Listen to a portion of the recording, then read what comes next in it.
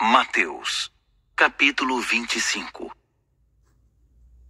O reino de Deus é como 10 moças virgens, que com lamparinas na mão, saíram para saudar o noivo. 5 eram tolas, e 5 eram prudentes. As tolas não levaram óleo de reserva para reabastecer as lamparinas. As prudentes, pensando nisso, carregavam vasilhames com óleo. O noivo demorou um pouco, e todas dormiram. No meio da noite alguém gritou: "Ele está aqui! O noivo está aqui! Saiam para recebê-lo!" As 10 virgens saíram com suas lamparinas. As virgens tolas disseram às prudentes: "Nossas lamparinas estão se apagando. Emprestem-nos um pouco de óleo." As virgens prudentes responderam: "Não há o bastante para todas. Se querem óleo, vão comprar." Elas assim fizeram, mas ainda estavam fora comprando óleo quando o noivo chegou. As virgens que estavam a postos para saudá-lo foram para a festa, e a porta foi fechada. Mais tarde, as virgens tolas apareceram e bateram a porta, suplicando: "Estamos aqui, deixe-nos entrar." O noivo, porém, perguntou: "Eu conheço vocês?" "Acho que não." "Portanto, fiquem atentos. Vocês não sabem quando o noivo vai chegar." O reino de Deus é também como um homem que saiu para uma longa viagem. Antes de partir, chamou seus empregados e lhes delegou responsabilidades. Ao primeiro deu 5.000 moedas, ao segundo 2.000 e ao terceiro 1.000, conforme a capacidade deles. Feito isso, partiu. Imediatamente o primeiro empregado começou a trabalhar e duplicou o investimento do patrão. O segundo fez o mesmo, mas o homem que recebera 1.000 moedas preferiu guardá-las num cofre. Depois de uma longa ausência, o patrão deles voltou e foi acertar as contas com os 3 empregados. O que havia recebido 5.000 moedas relatou que duplicaram o investimento. O patrão elogiou: "Bom trabalho, você soube negociar. De hoje em diante será meu sócio." O empregado que recebera 2.000 moedas também conseguiu duplicar o investimento do patrão, e este o elogiou: "Bom trabalho, você soube negociar. De hoje em diante será meu sócio." O empregado que recebera 1.000 moedas declarou: "Patrão, sei que o senhor tem padrões elevados e detesta as coisas mal feitas, que é exigente ao extremo e não admite erros. Fiquei com medo de desapontá-lo, por isso guardei seu dinheiro num cofre bem seguro. Aqui está seu dinheiro são e salvo até o último centavo." O patrão ficou furioso. "Odeio essa filosofia de vida que não aceita correr riscos. Se você sabe que sou exigente, por que não fez o mínimo que se podia esperar? O mínimo seria aplicar o dinheiro num banco. Haveria pelo menos um pequeno rendimento." Ele ordenou: "Pegue as 1.000 moedas e as entregue ao que arriscou mais. E tirem o senhor garantia daqui. Lancem-no fora nas trevas exteriores." Quando finalmente vier numa aura de resplendor e seus anjos com ele, o Filho do Homem irá sentar-se em seu trono glorioso. Todas as nações estarão diante dele, e ele irá separar o povo, como o pastor separa as ovelhas e os bodes.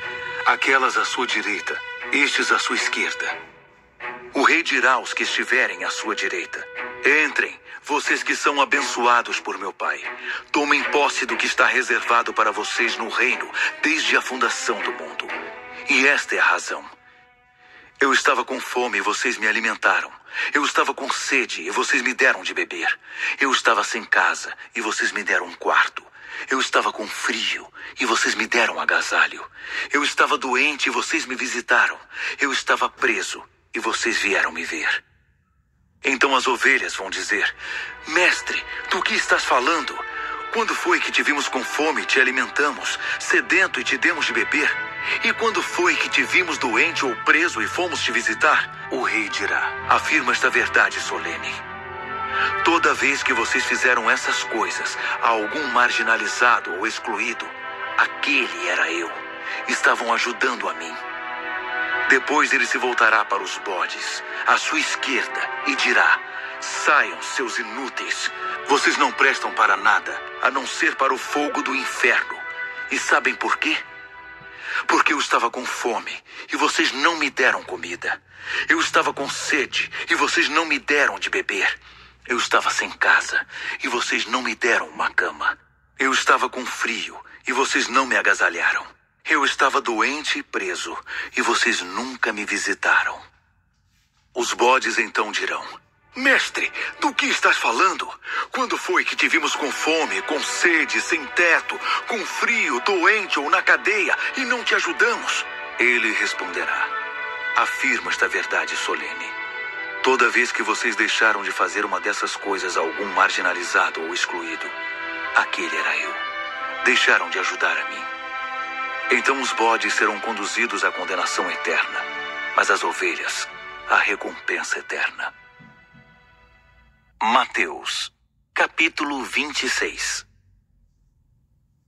Depois dessas explicações, Jesus disse aos discípulos: Vocês sabem que a Páscoa é depois de amanhã, dia em que o Filho do Homem será traído e entregue à crucificação.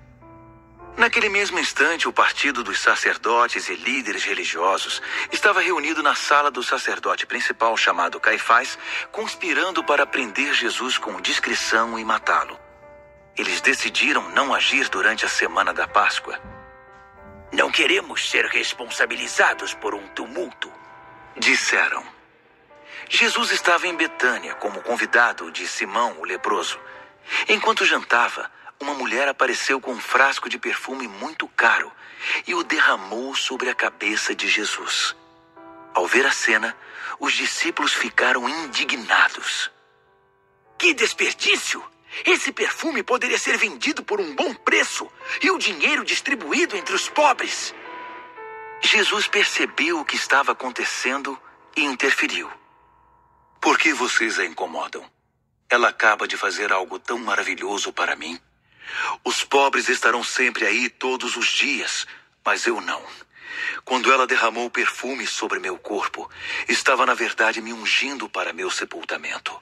Tenham certeza de uma coisa: em qualquer lugar do mundo em que a mensagem for pregada, o que ela fez aqui será lembrado e admirado. Então um dos 12, chamado Judas Iscariotes, participou da conspiração dos sacerdotes. Quanto vou ganhar para entregá-lo? Quis saber.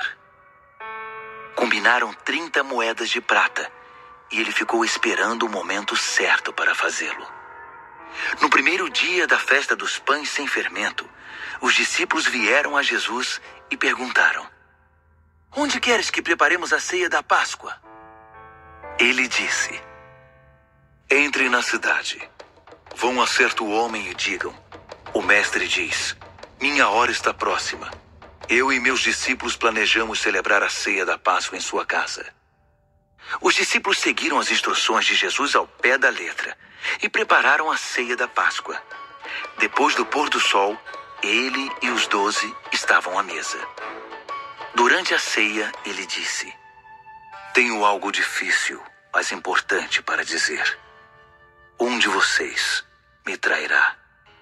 Chocados, eles começaram a dizer um após o outro: Eu não, Senhor. Jesus respondeu: Serei traído por alguém que come sempre comigo. O Filho do Homem sofrerá a dor da traição, já prevista nas Escrituras. Até aí nenhuma surpresa. Mas ai do traidor do Filho do Homem. Melhor seria que ele nunca tivesse nascido. Então Judas, o traidor, afirmou: Eu é que não sou. Jesus disse: Você sabe que é você, Judas. Durante a refeição, depois de tomar o pão e abençoá-lo, Jesus o partiu e deu aos seus discípulos, dizendo: Tomem, comam, isto é meu corpo. Tomando o cálice e dando graças a Deus, entregou-o a eles também e disse: Bebam todos vocês. Isto é o meu sangue, a nova aliança de Deus, derramado em favor de muitos para o perdão de pecados. Não beberei vinho outra vez até o dia em que beberei com vocês no reino do meu Pai. Então eles cantaram um hino e foram para o Monte das Oliveiras. Jesus alertou-os: Antes que a noite termine, vocês irão se dispersar por causa do que vai me acontecer. Isso é para cumprir um texto das Escrituras que diz: Vou ferir o pastor e as ovelhas ficarão desorientadas. Mas depois que eu ressuscitar, irei adiante de vocês para a Galiléia. Mas Pedro, todo afoito, afirmou: Ainda que todo mundo fuja, eu nunca fugirei. Jesus respondeu: Não tenha tanta certeza. Ainda esta noite, antes que o galo cante, você me negará 3 vezes. Pedro protestou, falando sem pensar: Ainda que eu tenha de morrer contigo, jamais te negarei. Todos os outros disseram o mesmo. Então eles foram para um jardim chamado Getsêmani. Jesus disse aos discípulos: Fiquem aqui, enquanto vou orar mais adiante. Levando consigo Pedro e os 2 filhos de Zebedeu, ele mergulhou numa tristeza agonizante e declarou: A tristeza que sinto é uma tristeza de morte. Fiquem aqui e vigiem comigo. Indo um pouco adiante, prostrou-se no chão, orando: Meu Pai, se há algum meio, livra-me. Afasta este cálice de mim. Mas, por favor, não seja o que eu quero, mas sim o que tu queres. Quando voltou aos discípulos, encontrou os 3 dormindo e disse a Pedro: Vocês não podem aguentar nem por 1 hora? Fiquem atentos. Orem sempre para que não caiam em tentação antes mesmo de perceber o perigo. Uma parte de vocês está disposta a fazer qualquer coisa por Deus, mas a outra parte simplesmente não reage. Deixou-os 2ª vez e de novo orou: Pai, se não há outro jeito a não ser beber este cálice até o fim, estou pronto. Seja feita a tua vontade. Quando regressou, encontrou de novo os discípulos dormindo. Eles simplesmente não conseguiam manter os olhos abertos. Dessa vez, deixou-os dormindo e pela 3ª vez foi orar, repetindo as mesmas palavras.